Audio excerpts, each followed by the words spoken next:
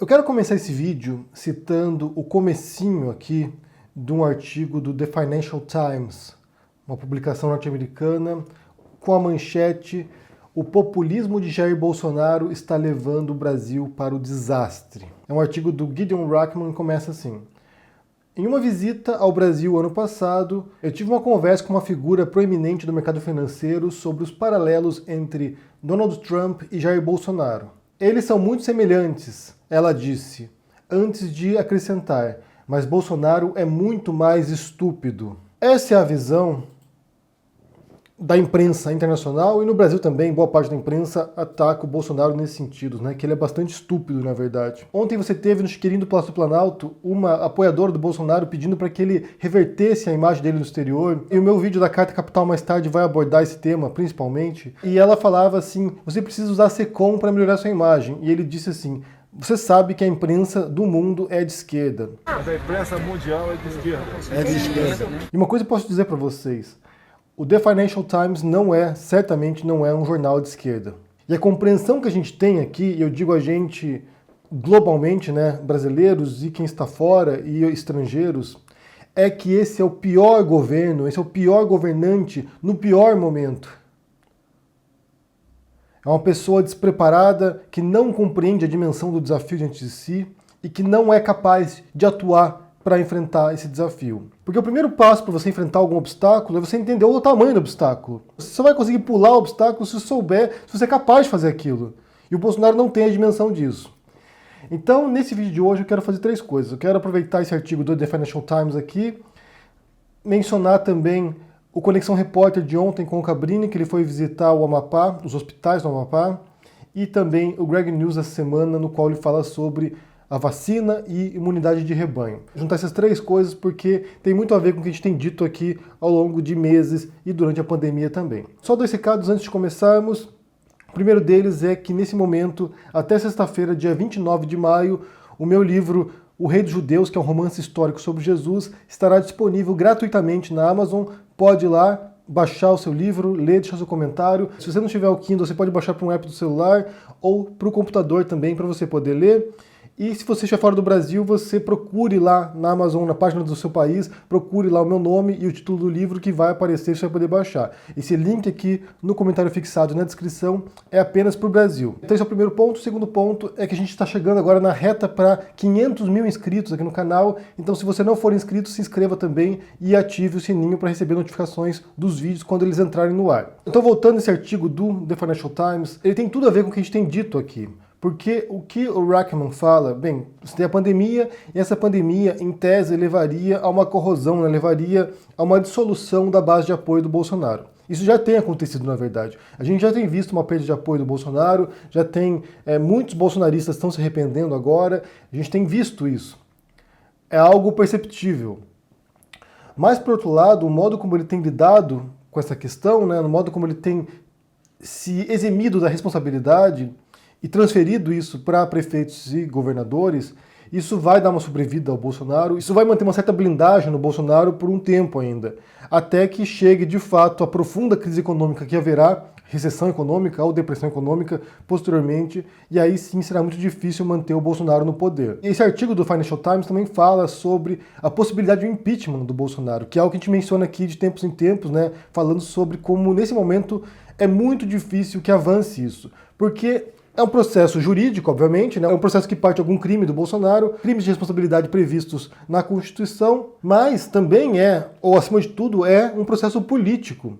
Ou seja, se não houver o número mínimo de parlamentares para retirar o Bolsonaro, para votar pela remoção do Bolsonaro do cargo, o processo de impeachment vai ser iniciado e não vai passar. Do mesmo modo como não passou com o Trump também nos Estados Unidos.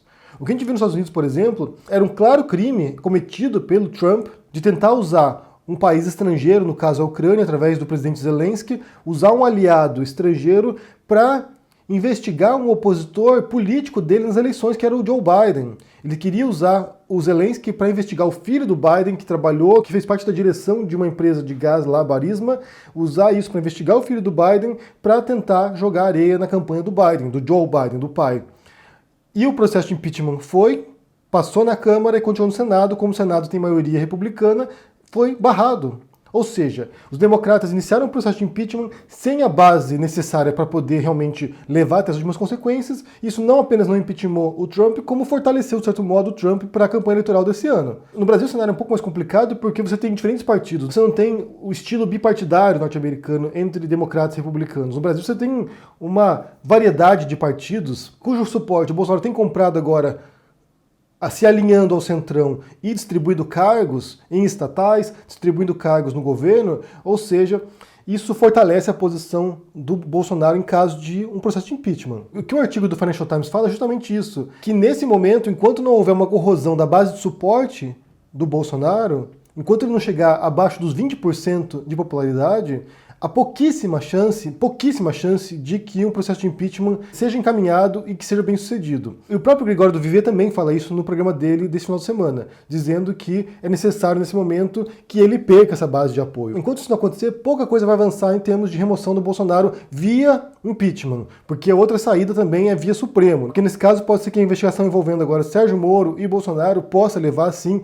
a um afastamento do Bolsonaro via Supremo, que depende também do Augusto Aras, com quem o Bolsonaro conversou ontem, né, certamente para poder mexer os pauzinhos e evitar que o Aras avance o processo, via Supremo, e aí ele seria afastado por um período no qual a Câmara julgaria o crime dele cometido e poderia levar à remoção do Bolsonaro.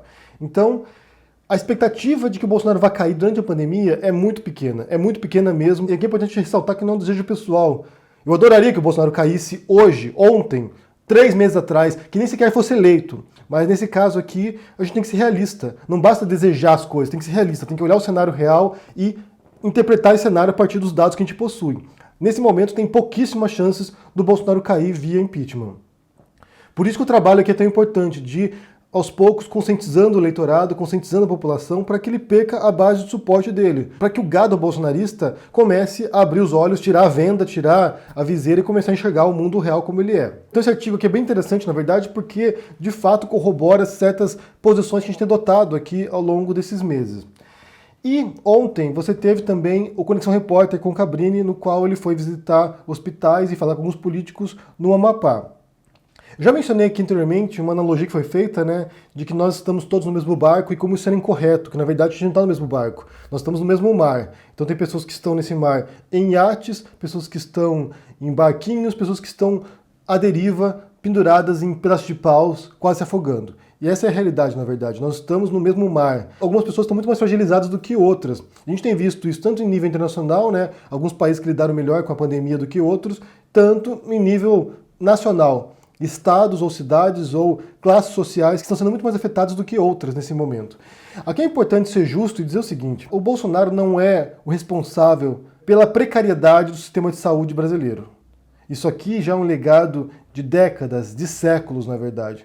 Ou seja, a precariedade é quase um projeto no Brasil, de abandono de classes mais desfavorecidas. Isso é histórico, não foi o Bolsonaro que inventou isso. O problema é que nesse momento, durante a pandemia, todas essas fissuras, toda essa fragilidade, todas essas rachaduras nesse sistema precário já, que já é supersaturado, que já tem uma demanda muito maior do que sua capacidade muitas vezes, isso vem à tona. Cidades nas quais não tem respiradores, por exemplo, não tem UTI, elas estão expostas agora a condições altamente desfavoráveis. E aqui, no caso do Cabrini, ele foi para o Amapá, no estado do norte do Brasil, bastante remoto dos grandes centros mais ricos do país, e tanto o estado quanto a capital, Macapá, estão abandonados, estão à deriva. O Cabrini foi visitar algumas unidades de atendimento básico, ou seja, não são hospitais. Eles nem sequer deveriam ter leitos para receber as pessoas. É um centro de triagem de pacientes. A pessoa vai lá, passa para um médico, o médico diagnostica o que ela tem, receita alguma coisa, ou se for um caso grave, encaminha para um hospital, encaminha para onde ela possa receber o tratamento mais adequado. O problema é que, no caso de Amapá, as UTIs já estão lotadas. Então essas unidades básicas de atendimento, o que eles estão fazendo agora é se tornar hospitais precarizados. Eles estão colocando agora leitos, eles não têm estrutura para lidar com a Covid, não têm estrutura para lidar com a pandemia, não têm equipamento necessário, não têm os remédios necessários, não têm anestesia, ou seja, eles estão pondo leitos lá nas quais as pessoas estão esperando a morte. Basicamente é isso. E esse tipo de imagem mostrada pelo Cabrini, isso é importante porque a gente vê as estatísticas, né? A gente vê milhares e milhares de casos, milhares e milhares de mortos, e isso não nos diz nada. Em essência, não nos diz nada. E só nos diz quando a gente tem um nome, a cara da pessoa, ou quando é alguém próximo da gente que a gente sabe que foi lá e faleceu. Você vê, morreram 20 mil pessoas, isso não diz muita coisa. É um número meio abstrato pra gente. Mas quando você vê a cara dessas pessoas, os parentes sofrendo, quando você vê a falta de recursos, quando você vê as condições precárias nas quais estão pacientes e profissionais de saúde, isso nos ajuda, primeiro, a criar uma empatia, né, a nos horrorizar diante do caos, e também nos força a exigir medidas eficazes contra isso. Porque esse é um ponto que eu já tinha batido antes, na verdade, mas eu vou ressaltar aqui. A pandemia, o coronavírus, ele pôs em teste os melhores sistemas de saúde no mundo. Ele fez isso. A gente viu o colapso do sistema sanitário na Itália, que tem um ótimo sistema de saúde. Eu já morei lá, eu sei como funciona. Pôs em teste e levou ao colapso em algumas regiões do sistema de saúde daqui da Espanha, que é excepcional, excepcional. Dos países nos quais eu morei, eu posso dizer que talvez seja o melhor sistema de todos que eu tenha visto. Está pondo à prova o sistema de saúde do Reino Unido, que também é elogiado mundialmente. É invejável o sistema lá. Pôs à prova o sistema de saúde nos Estados Unidos, que embora seja muito diferente do europeu, também tem ótimos hospitais. E lá faltava leitos, faltava equipamentos, porque eram muitos casos. Está na casa de 100 mil mortes nos Estados Unidos. Ou seja, isso pôs à prova os melhores sistemas de saúde do mundo. Países desenvolvidos que têm hospitais de ponta, que têm profissionais treinados, que têm equipamentos, e mesmo assim levou ao colapso alguns países. Eu não sei por que alguém imaginava ou imaginaria que o Brasil passaria numa marolinha nesse caso. Não sei por que alguém concebeu isso um dia, que no Brasil não teria impacto. Você já tem um sistema que, embora seja universal, seja amplo, é em muitas regiões precário. O único modo que seria possível tentar evitar o colapso desse sistema precário já seria o isolamento social, seria a quarentena, seria o lockdown, que muitos países mais equipados, mais preparados fizeram. O Brasil não fez isso. O que a gente tem visto em outros países em desenvolvimento é justamente tentar evitar o pior dos cenários. No Brasil não. No Brasil, o que o presidente fez agora foi jogar o Brasil no pior dos cenários. E aqui entra o Greg News dessa semana também, no qual eu falo sobre isso, né? Sobre essa suposta imunidade de rebanho. Que se as pessoas se contaminarem, elas vão pegar a doença, vão ficar imunes e depois a doença passa. E a ideia por si própria é péssima, porque essa imunidade de rebanho, na verdade, ela é consequência, geralmente, no mundo moderno, no mundo atual, através de vacinas. Você vacina as pessoas, assim elas não pegam a doença e se tornam imunes a ela. O que o Bolsonaro propõe, com base numa visão totalmente equivocada dessa imunidade de rebanho, é que vocês saiam às ruas e se contaminem, peguem a doença e morram. Porque a taxa de letalidade, embora pareça pequena, 1%, por exemplo, quando você pensa no cenário maior, 220 milhões de habitantes no Brasil, pense em 1% de mortos. São mais de 2 milhões de mortos. Um dos dados apresentados pelo Greg News ali é que poderia morrer no Brasil sem quarentena, sem nenhuma medida, 1,8 milhão de pessoas. E isso é muita gente. Porque quando a gente vê esses rostos, como a gente viu, por exemplo, no programa do Cabrini, no Conexão Repórter, isso muda completamente esse cenário. Pense em 1,8 milhão de pessoas mortas. É muita gente. É uma aposta perigosíssima que afetaria não apenas as pessoas que morreram, mas também toda a população brasileira. Todo mundo vai conhecer alguém que perdeu a vida por causa do coronavírus.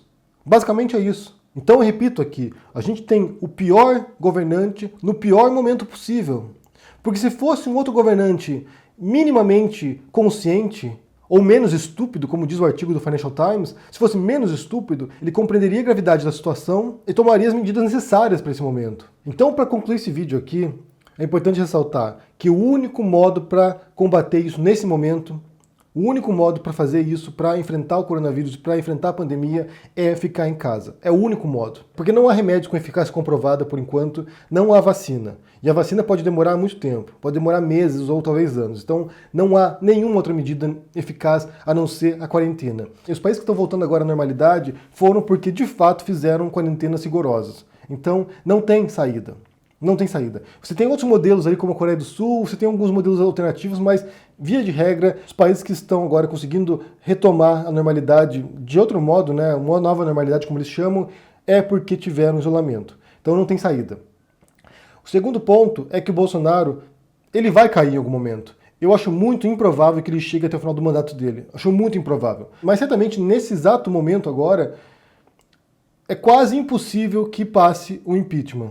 Porque não é possível fazer movimento de rua agora, popular, de pessoas saindo às ruas para se manifestar contra o Bolsonaro, que é o modo mais eficaz, geralmente, para mostrar aos políticos a revolta popular, a insatisfação popular. Então isso não é possível, não é possível. Como diz o próprio artigo do Financial Times, não tem a possibilidade de costurar um acordo entre políticos para a remoção do Bolsonaro. Ou seja, é um cenário bastante particular, bastante peculiar. Então, nesse momento, a chance de ele ser removido é quase zero, a não ser que seja através do Supremo. Aí sim pode ser que a gente veja o afastamento dele por um período e depois a remoção dele. Mas impeachment mesmo, acho que é quase impossível nesse momento. E por fim, a pandemia revelou um sistema precário, que não é de hoje, mas quando você tem um presidente que minimiza o impacto disso, que nega a pandemia, que nega que isso é grave, isso também contribui para que a população vá para a rua e continue agindo normalmente e continue disseminando a doença.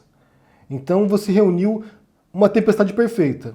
Um governante que não vai cair, que não sabe lidar com a situação, uma oposição que está desorientada, desorganizada, uma população bastante ignorante em muitos aspectos e que simplesmente continua vivendo normalmente, um sistema sanitário já em colapso e o mundo olhando horrorizado ao que acontece.